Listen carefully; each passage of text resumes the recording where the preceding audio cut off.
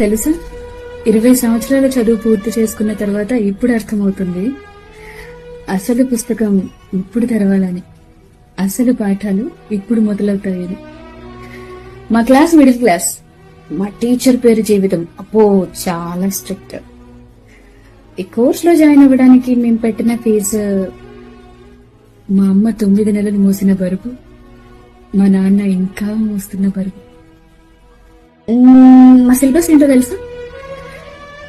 ఆకాశంలో ఆశలు, పాతాళంలో కాసులు, దగ్గరైన మనసులు, దూరమైన మనుషులు, చాలి చాలని జీవితం, లాగిస్తున్న జీవితం, నిద్రలేని రాత్రుళ్ళు, కలలు కనే పగళ్ళు.